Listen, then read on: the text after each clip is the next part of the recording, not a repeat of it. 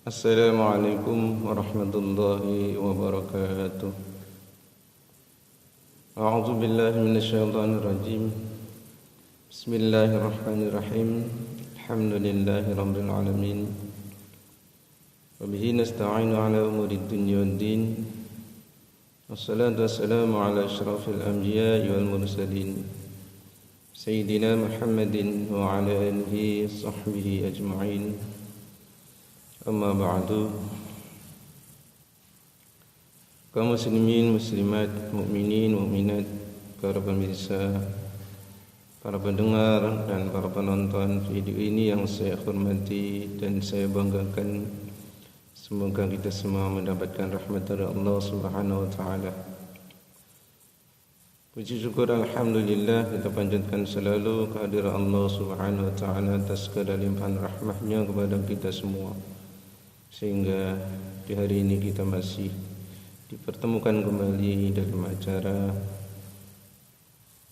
ceramah agama singkat yang mudah-mudahan senantiasa mendapatkan barokah manfaat kepada kita semua, kebaikan di dunia dan kebaikan keberkahan di akhirat nanti. Salawat dan salam semoga tetap dilimpahkan kepada junjungan kita Nabi besar Muhammad sallallahu alaihi wasallam. Amin ya rabbal alamin. Para penonton yang saya hormati, Allah Subhanahu wa taala telah berfirman, "Ala bi dzikrillah tatma'innul qulub." Ingat, dengan hanya zikir kepada Allah, dengan berzikir mengingat Allah, hati akan menjadi tentram. Para pemirsa yang saya hormati, mengenai ketenangan hati, maka tentunya hati ini bisa dipengaruhi oleh yang biasa tercokol, mempengaruhi, membisikkan melalui hati yang selalu berpengaruh negatif ataupun berpengaruh positif dengan hati adalah sebuah bisikan. Kalau itu bisikan berupa ajakan kebaikan, ajakan ketaatan, itu bisikan dari Allah Subhanahu wa taala yang dinamakan ilham, atau bisikan langsung dari malaikat Allah Subhanahu wa taala. Akan tetapi apabila bisikan yang dibisikkan melalui hati itu bisikan, rayuan, ajakan yang mengajak kepada kemudaratan, mengajak kepada kemaksiatan, mengajak kepada hal-hal yang dosa, maka bisikan itu datangnya dari syaitan, dari iblis la'natullah alaih. Pada siang hari ini kami akan menceritakan atau menguraikan tentang bisikan-bisikan mengenai ketaatan, bisikan di dalam hati, bisikan dari syaitan atau bisikan dari iblis la'natullah alaih, perihal tentang ketaatan-ketaatan yang diperbuat oleh seorang manusia. Imam Al-Ghazali di dalam kitab Minhajul Abidin ada 7 macam bisikan syaitan ke dalam hati seorang hamba yang taat kepada Allah Subhanahu wa taala. Namun kita selalu meminta pertolongan kepada Allah Subhanahu wa taala di setiap mau mengerjakan ibadah, mau mengerjakan ketaatan kepada Allah Subhanahu wa taala. Terlebih dahulu kita memohon perlindungan, penjagaan kepada Allah terhadap hati kita masing-masing ketika hendak mengerjakan ibadah kepada Allah Subhanahu wa taala. Karena ketika kita mau mengerjakan ibadah, mau mengerjakan amal soleh, tentunya iblis dan seluruh bala tentaranya, yaitu syaitan-syaitan ini pasti akan membisikkan sesuatu ke dalam atau melalui hati seorang hamba yang mau melaksanakan ibadah ketaatan kepada Allah Subhanahu wa taala. Iblis membisikkan ke dalam hati seorang hamba yang taat ketika mau beribadah. Iblis berbisik melalui hati, untuk apa kamu beribadah? Maka ketika hamba yang dibisiki ini mendapatkan pertolongan dari Allah Subhanahu wa taala, maka hati pun membalas dari bisikan iblis yang dibisikkan kepada dia, kepada hati. Hati akan membalas, aku ini adalah hamba Allah, aku membutuhkan ketaatan, aku membutuhkan ibadah kepada yang menciptakan saya. Maka sebagai seorang hambanya, aku wajib untuk melakukan kebaktian, ketaatan. Aku membutuhkan ibadah, memerlukan ketaatan kepada Allah Subhanahu wa taala. Ini diantara tolakan hati manakala hati ini mendapat masukan berupa bisikan untuk tidak melakukan, tidak mengamalkan, tidak mengerjakan ibadah kepada Allah Subhanahu wa taala, maka tolakan seperti itu yang hendaknya dilakukan oleh hati kita.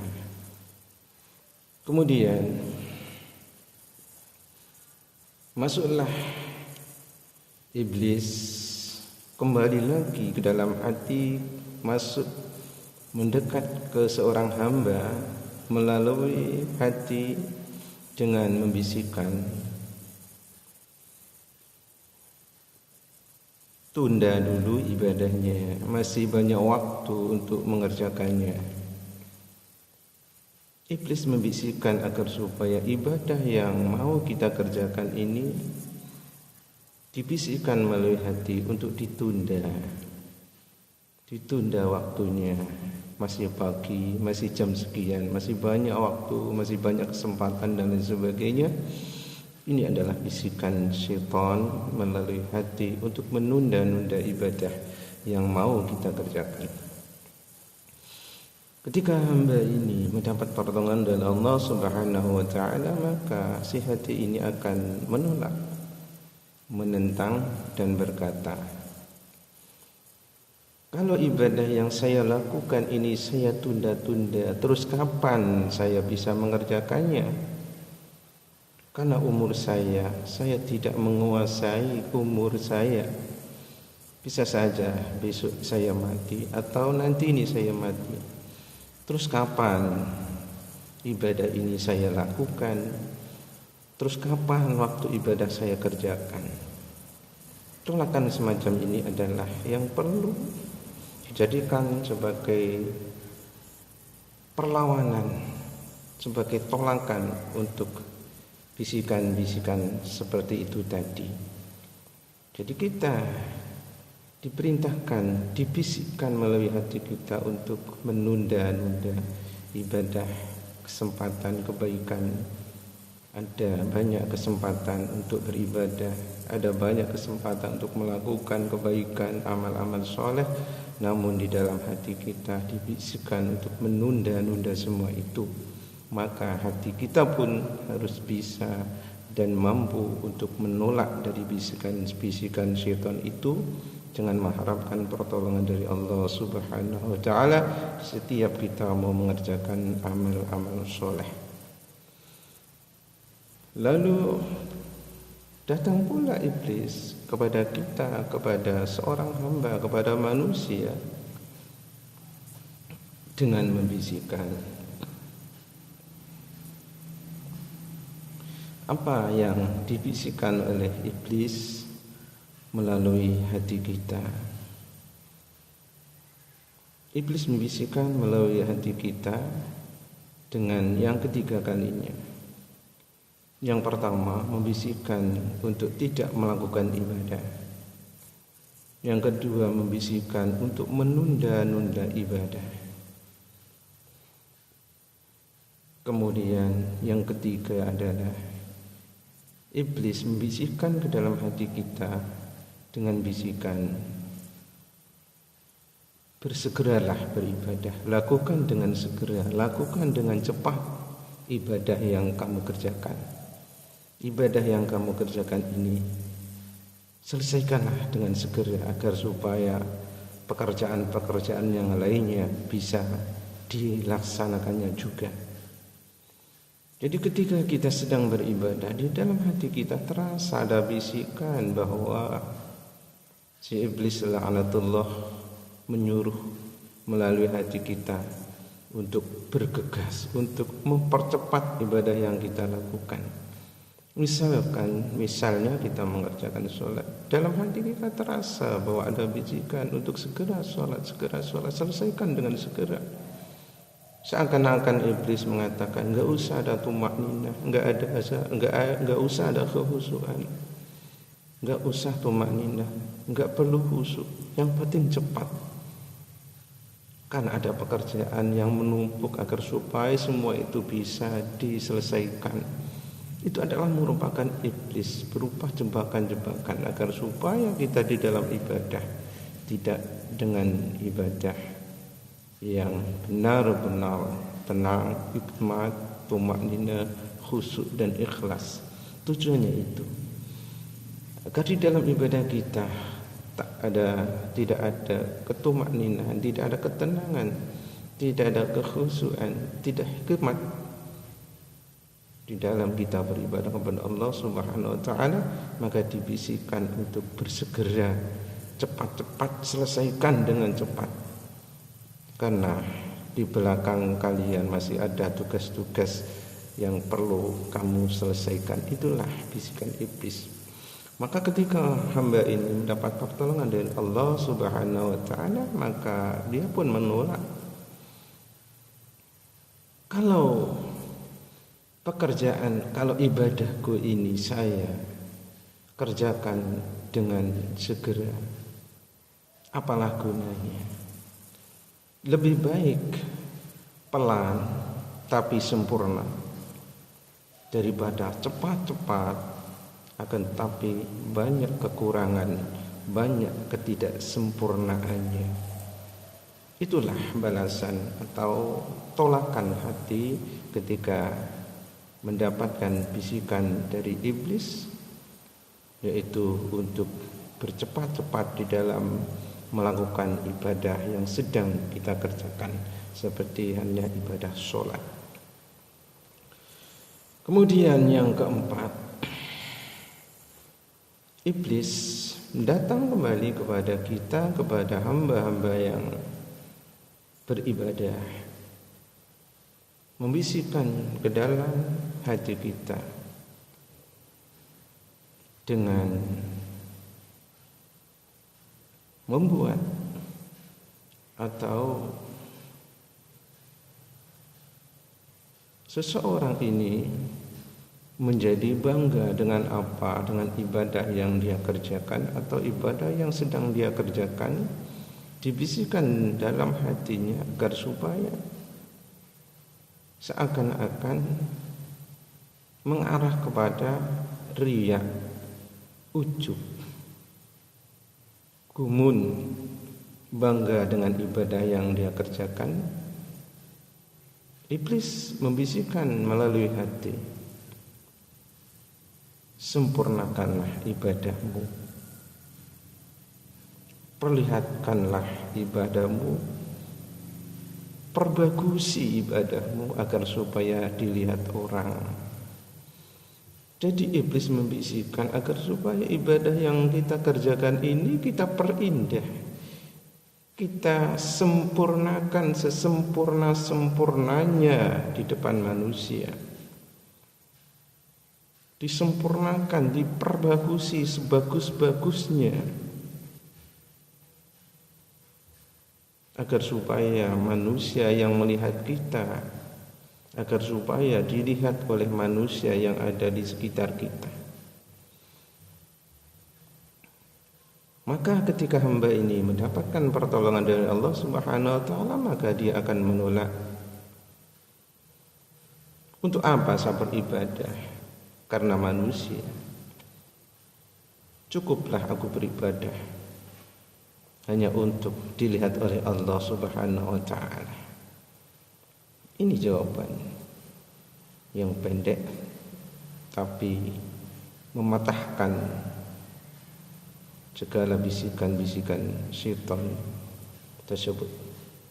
Syaitan membisikkan dalam hati, perbaiki salatmu, sempurnakanlah salatmu agar supaya dilihat orang. Ini mengarah kepada keujuban, membanggakan, kesombongan. Maka kita pun akan untuk apa ibadah saya lakukan untuk manusia? Cukuplah ibadah saya hanya dilihat oleh Allah Subhanahu wa taala. Itu adalah jawaban tolakan dari hati kepada iblis manakala membisikkan ke dalam hati kita masing-masing. Lalu kemudian datang juga iblis yang kelima kalinya, lalu membisikkan melalui hati kita, hati manusia, hati hamba yang taat pada Allah Subhanahu wa taala, datang seraya membisikkan juga mengarah kepada keujuban, membanggakan. Lalu kemudian membisikkan melalui hati, Anda benar-benar luar biasa, Anda benar-benar sangat luar biasa, Anda benar-benar orang yang waspada, Anda benar-benar orang yang mulia. Nah, bisikan iblis ini mengarah kepada ujub terhadap dirinya sendiri di dalam pelaksanaan ibadah yang kita kerjakan. Seakan-akan kita ini disuruh bahwa ibadah yang sedang kita kerjakan, bahwa diri kita sebagai orang yang beribadah, tiada lain, tiada orang lain yang lebih sempurna, yang lebih waspada, yang lebih baik dibandingkan kita. Seakan-akan mengarah ke situ dari bisikan iblis tadi.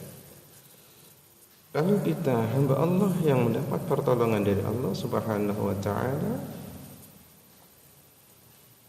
maka dia pun akan menolak. Saya adalah manusia hamba Allah Subhanahu wa taala. Semua apa yang saya lakukan, semua ibadah yang saya kerjakan bukan karena keinginan saya, tapi itu semata-mata karena pertolongan hidayah Allah Subhanahu wa taala. Ibadah yang saya lakukan ini, sholat yang saya lakukan ini bukan dari keinginan saya, bukan dari kemampuan dan kekuatan saya, akan tetapi semua ibadah yang saya lakukan, sholat yang saya lakukan ini semata-mata berkat pertolongan Allah Subhanahu wa taala. Ketika Allah tidak memberikan pertolongan kepada saya, maka saya pun tidak mampu, tidak bisa untuk mengerjakan ibadah. Namun semua ibadah ini hanya pertolongan dari Allah Subhanahu wa taala. Tolakan itulah yang semestinya kita jadikan sebagai tolakan, penolakan atas bisikan itu, agar supaya sifat ujub membanggakan diri kita ini tidak sampai menjalar, tidak sampai menjadi kita seorang yang ahli membanggakan terhadap semua ibadah yang kita lakukan, maka bisikan kita kembalikan manakala iblis membisikkan, mengarahkan kita ke arah ke jalan ujub, ke jalan kesombongan dengan ibadah kita, ke jalan membanggakan diri dengan ibadah kita, maka tolaklah dengan apa yang saya lakukan. Ibadah yang saya lakukan ini karena pertolongan Allah Subhanahu wa ta'ala.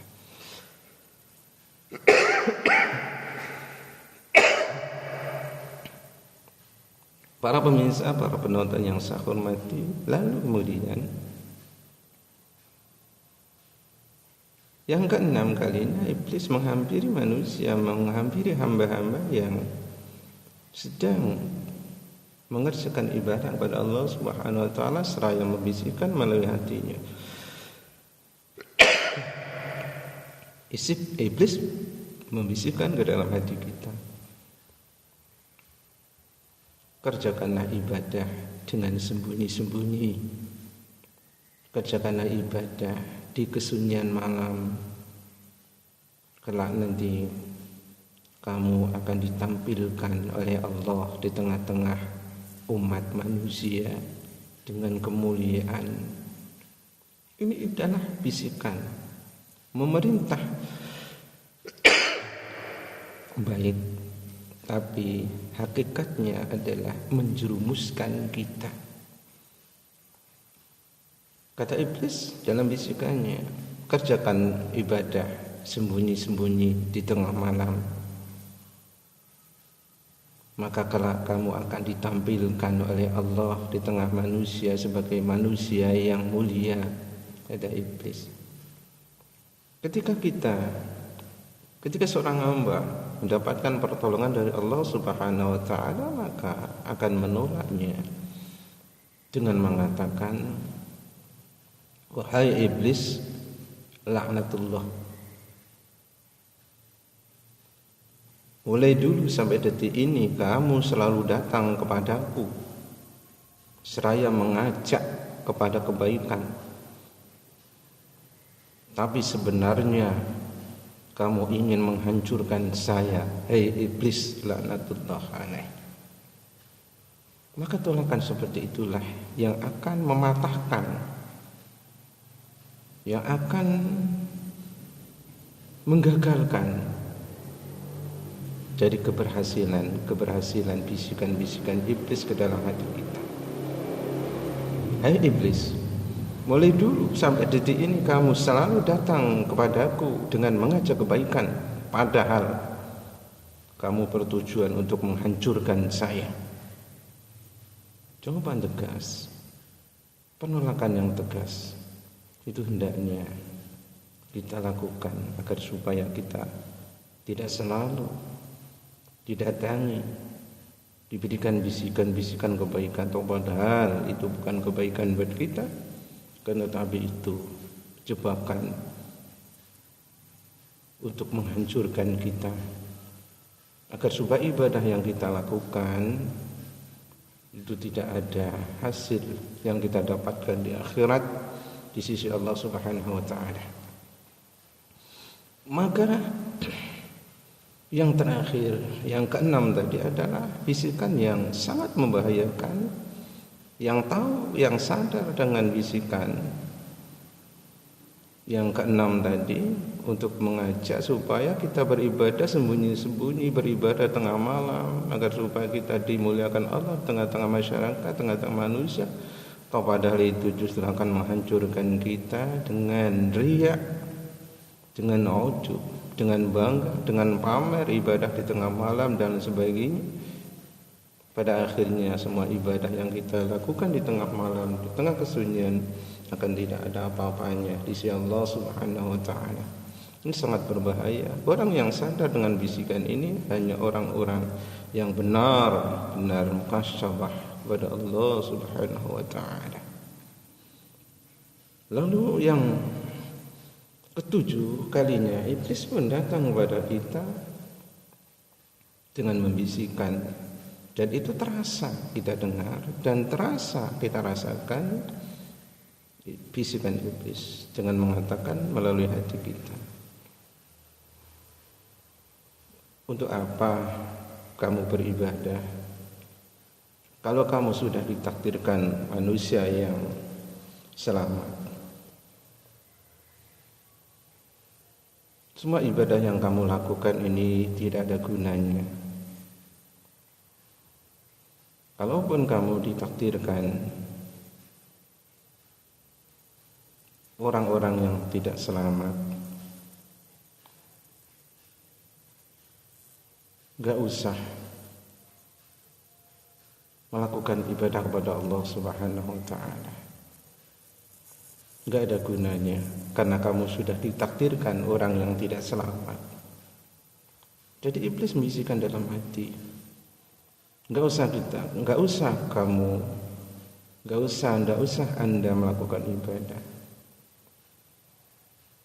karena semua itu sudah ada takdirnya. Kalaupun Anda ditakdirkan orang yang selamat, maka ibadah yang Anda kerjakan itu nggak ada artinya. Dan kalaupun Anda ditakdirkan orang-orang yang tidak selamat, maka ibadah yang kalian lakukan pun tidak ada artinya. Kamu mengerjakan ibadah, mengerjakan sholat, ibadah-ibadah yang lainnya, tapi kamu sudah ditakdirkan orang yang selamat, maka semua itu tidak ada artinya, tidak berarti bagi kamu, bagi Anda. Kata iblis membisikkan ke dalam hati kita.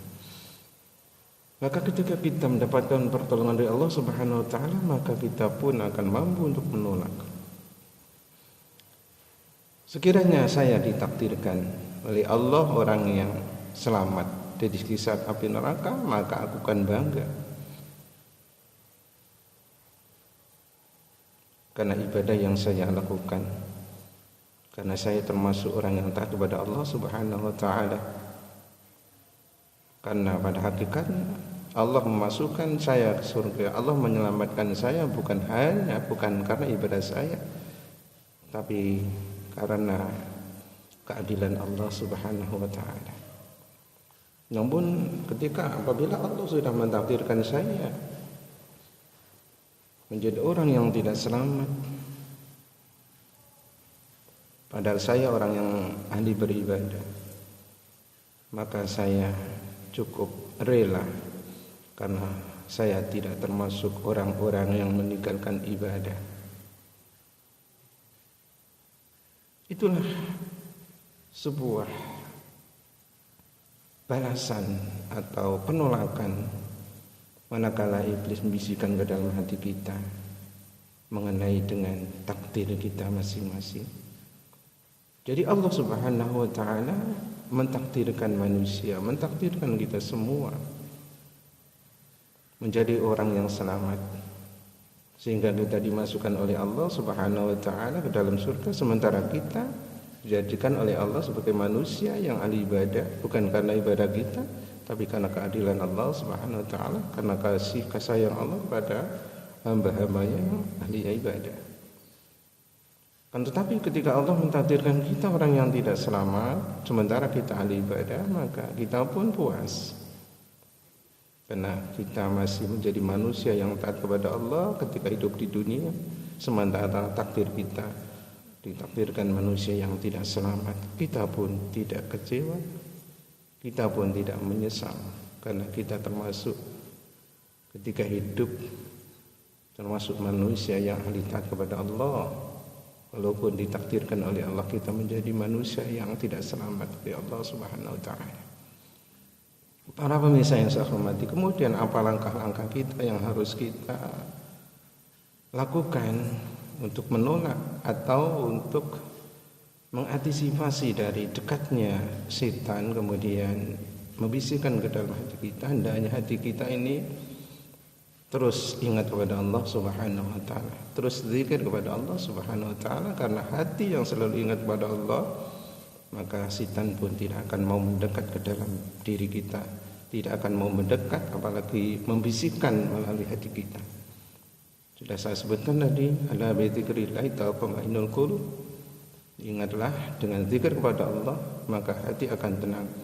Setan iblis tidak akan mau mendekat kepada hati seorang manusia yang tenang, tentram, karena selalu zikir, ingat kepada Allah Subhanahu wa ta'ala. Dimanapun, di tempat manapun, ke apapun, selalu ingat kepada Allah, maka iblis pun tidak akan berani untuk mendekat kepada kita, mendekat seraya membisikkan, merayu, mengajak sesuatu kejahatan ke dalam hati kita yang tenang dan tentram, karena selalu ingat zikir, menyebut asma Allah, ingat selalu kepada Allah dimanapun, di tempat manapun, apapun, sedang apapun kita, dalam hati kita selalu ingat zikir kepada Allah Subhanahu wa ta'ala. Maka tentunya kemudian hati kita menjadi hati yang tenang dan selamat dari godaan, selamat dari segala bisikan setan, bisikan iblis laknatullah kepada kita, sehingga semua ibadah yang kita lakukan bebas dari pengaruh bisikan setan laknatullah alaih. Demikianlah para pemirsa yang saya hormati, mudah-mudahan ada barokah manfaat kepada kita semua. Amin ya rabbal alamin. Subhanakallahumma bihamdika asyhadu an la ilaha illa anta astaghfiruka wa atubu ilaik. Sallallahu alaihi Muhammadin wa ala alihi washabihi ajma'in. Alhamdulillahirabbil alamin. Assalamualaikum warahmatullahi wabarakatuh.